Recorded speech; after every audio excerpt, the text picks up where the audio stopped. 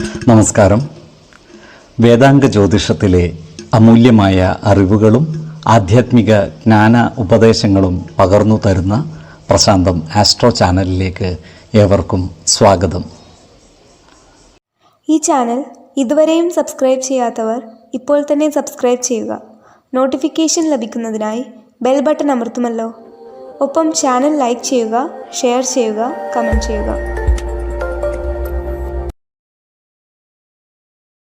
കൊല്ലവർഷം 1199 മിഥുന സംക്രമം ഉത്രം നക്ഷത്രത്തിലാണ്.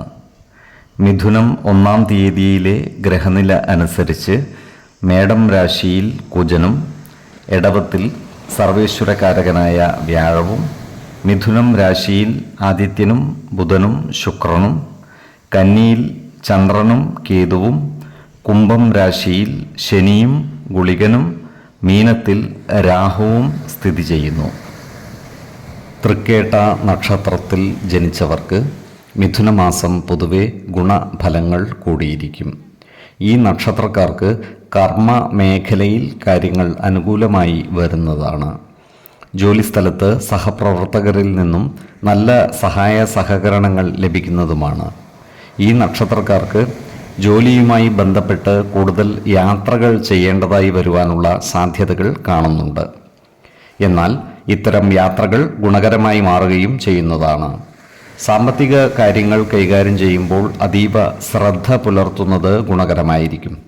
വരവ് ചെലവ് കണക്കുകൾ കൃത്യമായി സൂക്ഷിക്കുകയും അമിത ചെലവുകൾ നിയന്ത്രിച്ചു നിർത്തുകയും വേണം. ഈ നക്ഷത്രക്കാരായ വിദ്യാർത്ഥികൾക്കും മറ്റു പഠിതാക്കൾക്കും അനുകൂലമായ കാലമാണ്. ആഗ്രഹിച്ച വിഷയങ്ങളിൽ ഉപരിപഠനം നടത്തുവാൻ ഇവർക്ക് സാധിക്കുന്നതുമാണ്. പരീക്ഷകളിൽ ഉയർന്ന വിജയം വരിക്കുവാൻ ഇവർക്ക് കഴിയും. ഈ നക്ഷത്രക്കാരുമായി ശത്രുതാ മനോഭാവത്തോടെ പെരുമാറിയിരുന്ന ആളുകൾ സൗഹൃദം പുനഃസ്ഥാപിക്കുകയും മിത്രങ്ങളായി മാറുകയും ചെയ്യുന്നതാണ്. അത്തരക്കാരെ തിരിച്ചറിഞ്ഞാൽ അവരുമായി നല്ല സ്നേഹ സൗഹൃദ ബന്ധം നിലനിർത്തുന്നത് ഗുണകരമായിരിക്കും.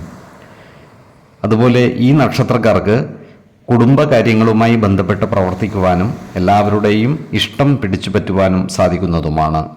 ഏതൊരു കാര്യം ചെയ്യുമ്പോഴും 2 വട്ടം ആലോചിച്ചു മുന്നോട്ട് നീങ്ങുന്നതാണ് ഗുണകരമാവുക. 6, 18, 27 തീയതികൾ അനുകൂലമാണ്.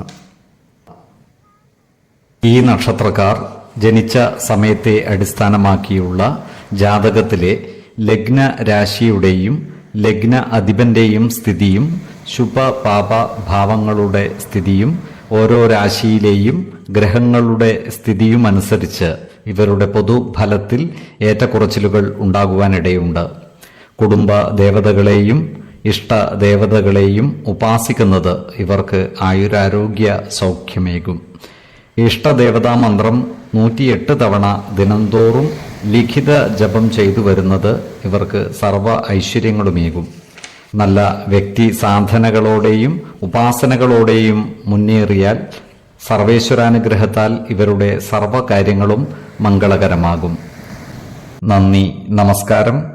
ജ്യോതിഷരത്നം പ്രശാന്ത് കണ്ണോം.